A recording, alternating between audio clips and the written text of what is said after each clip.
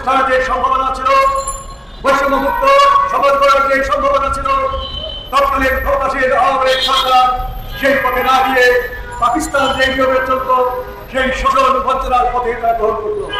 এবং এই কারণে জনগণের আন্দোলন শুরু হল। জনগণের আন্দোলন যখন বিজয়ের দ্বার প্রান্তে, তখন ষড়যন্ত্রকারীরা সামরিক অভ্যুত্থানের মাধ্যমে 15ই আগস্ট হত্যাকাণ্ডের মাধ্যমে বঙ্গবন্ধুর এই দেশে সামরিক শাসন জারি করল। সামরিক শাসন জারি করার পরে সেনাবাহিনীর একদল আরেক দলকে ক্ষমতা থেকে উৎখাত করার জন্য ষড়যন্ত্রে লিপ্ত হল। জনগণের মুক্তির কোনো খবর নেই। তারা একে অপরের বিরুদ্ধে সামরিক অভ্যুত্থান করা শুরু করল। তেসরা নভেম্বর ভারত প্রসাররা সেই স্বাধীন ভারতকে হটিয়ে ক্ষমতা দখল করল। প্রতিবেশী দেশ এইখানে বিশৃঙ্খলা চলছে, এই অজুহাতে তারা এই দেশে সৈন্য ঢুকিয়ে দিতে পারে। চরম উৎকণ্ঠিত এদেশের সাধারণ মানুষ এবং সামরিক বাহিনী। সেই সময়ে যারা সেনাবাহিনীর সাধারণ সিপাহী মুক্তিযোদ্ধারা তারা কর্নেল তাহেরের কাছে আসলেন। তাদের নেতা ছিলেন মেজর জেনারেল। মেজর জেনারেলকে আওয়ামী লীগের সরকার গ্রেপ্তার করেছে 74 সালের 17ই মার্চ। 75 সালের সেই নভেম্বর মাসে সেই সৈনিকেরা কর্নেল তাহেরকে বলল, আপনি আমাদের নেতা। যারা সামরিক বাহিনীর অফিসার আছে তারা ক্ষমতার কামড়াকামড়ি করছে, তারা দেশে রক্তগন্ধ বইয়ে দিচ্ছে, তারা বিদেশের দালাল। আপনি আমাদের দেশের দেশপ্রেমিক মুক্তিযুদ্ধ করে আপনি একটি পা হারিয়েছেন, জীবন হারাতে পারতেন, আমাদের দিশা দেন। কর্নেল তাহের বললেন, রাজনৈতিক নেতৃবৃন্দের সঙ্গে আলাপ করে এর একটা রাজনৈতিক সমাধান করতে হবে, কোন রকম বিশৃঙ্খলা করা যাবে না। কর্নেল আবু তাহের তৎকালীন জাসদ নেতৃবৃন্দ যারা জেলখানার বাইরে ছিলেন, ওই সময়ে জননেতা মেজর জেনারেল ফাইন্যান্সিয়াল সহ দুই রঞ্জিত সহ হাজারো সবাই কারাগারে ছিলেন। হাসানুল অবশ্য বাইরে ছিলেন। এই সেই অবস্থায় যারা জেলের বাইরে ছিলেন তাদের সঙ্গে পরামর্শ করে, সৈনিকদের পরামর্শ করে কর্নেল আবু তাহের সিপাহী জনতা বিদ্রোহ করতে চায়। সেই বিদ্রোহকে একটা সুশৃঙ্খল রূপ দিয়ে শান্তিপূর্ণ পন্থায় একটা সিপাহী জনতার অভ্যুত্থান করবার সিদ্ধান্ত গ্রহণ করেন। সেই সিপাহী জনতার অভ্যুত্থান সফল হওয়ার পর পরে যারা সিপাহী জনতার অভ্যুত্থানের শত্রু তারা সিপাহী জনতার অভ্যুত্থানকে নষ্ট করার জন্য বিশৃঙ্খলা এবং হত্যাকাণ্ড শুরু করলো। সেই হত্যাকাণ্ডের মুখে আরেক প্রসারককে হত্যা করা হলো। আরেক প্রসারককে হত্যা সাধারণ সৈনিকেরা করে নাই। দুজন সামরিক বাহিনীর অফিসার যারা সেনাবাহিনীতে কর্মরত ছিলেন, তার একজনের নাম জলিল। তারা সেই আরেক প্রসারককে যখন সকালবেলা রাস্তা করছিলেন, কোন রকম গোলযোগ ছিল না, তাকে তারা পিটিয়ে হত্যা করে চেয়ার রহমানের কাছে তারা লাভ পাঠিয়ে দেন। এই বিশৃঙ্খলা শুরু হলো। এই বিশৃঙ্খলার উদ্দেশ্য ছিল শান্তিপূর্ণ অভ্যুত্থানকে নষ্ট করে তার গায়ে কলম নিরূপণ করে সেই আরেকটা সামরিক শাসন চালানো। সেই সামরিক শাসন তারা জারি করলো চেয়ার রহমানের উপরে এবং জাসদের বিভিন্ন নেতাকে গ্রেপ্তার করলো। গ্রেপ্তার করলো কর্নেল তাহেরকে এবং তারপরে একটা 12 মামলা দিয়ে কর্নেল তাহের ফাঁসি এবং জাসদের বিভিন্নকে তারা কারাগারে দণ্ডিত করলো। এই অপরাধ ছিল কর্নেল তাহের এবং জাসদের বিভিন্ন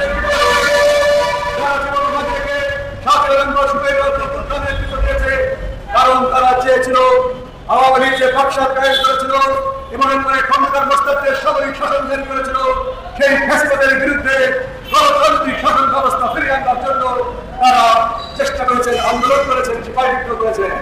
যে রাষ্ট্রীয় বৈষম্য ছিল, স্বাধীনতার মানুষের স্বপ্ন ছিল আমরা যতটা ভাত খাবো, আমাদের পেট ভরে ভাত খাবো, পরনে কাপড় থাকবে, স্বাস্থ্য চিকিৎসা হবে, লেখাপড়া করে সন্তানেরা স্বাধীন হওয়ার পরে লুটপাট হলো, সেই লুট করে দুর্ভিক্ষ হলো।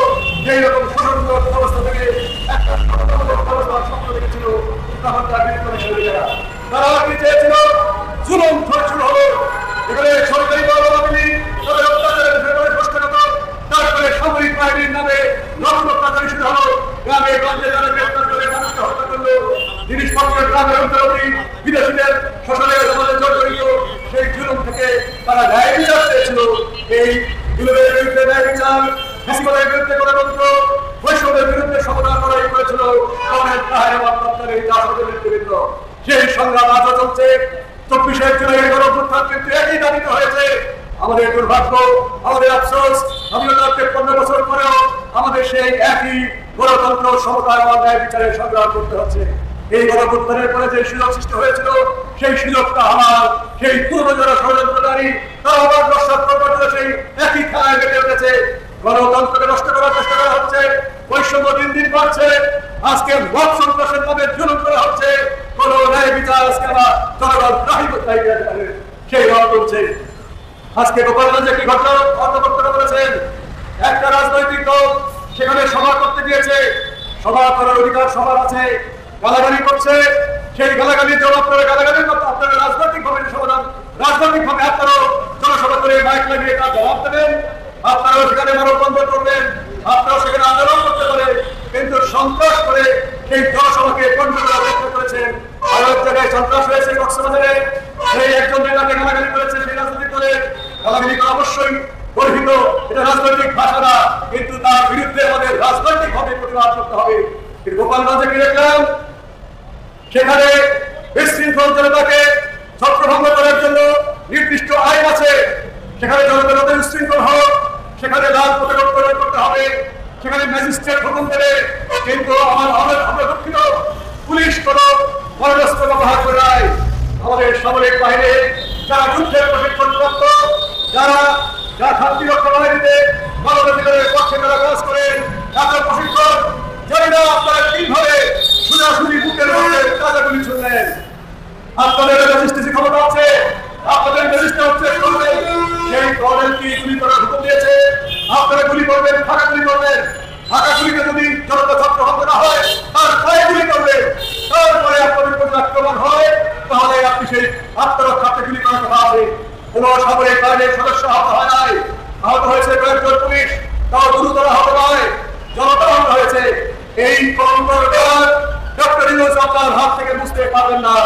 কোন তত্ত্বাবধায়ক সরকার থেকে নেই, সাম্প্রতিক আমাদের সময় থেকে শুরু করে এইভাবে জনতাকে গুলি করে হত্যা করেছে। অত্যন্ত ন্যাক্কারজনক ঘটনা।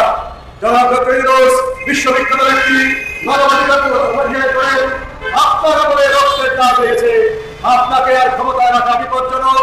আমাদের অনুরোধ আল্লাহর হস্তে আপনি দ্রুত সাধারণ নির্বাচনের ব্যবস্থা করুন, নইলে যে গুলি বর্ষণ করে গোপালগঞ্জে আপনার হাত লেগেছে, হাতে রক্ত লেগেছে, এইটা ঢাকার জন্য আপনি আরো অনেক কিছু করবেন।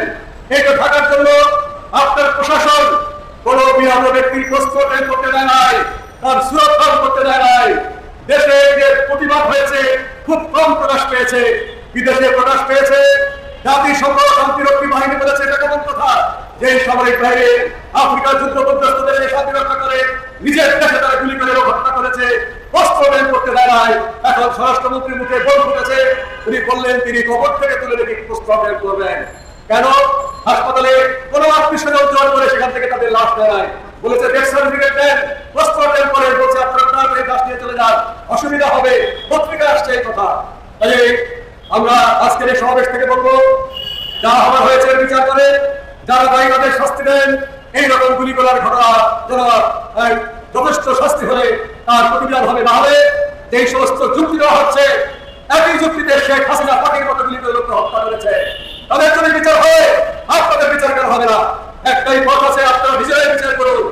আর আজকে যে এই দুর্ঘটনা ঘটল, আপনাদের অন্তর্বর্তীকালীন সরকার আমি জানি না এই বিমানকে রক্ষণাবেক্ষণ করার জন্য আপনারা কি দায়িত্ব পালন করেছেন।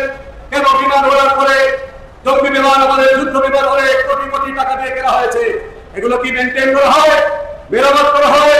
পাইলটের জীবন গেছে, শিশুদের জীবন গেছে, এটাও আপনার ব্যর্থতা।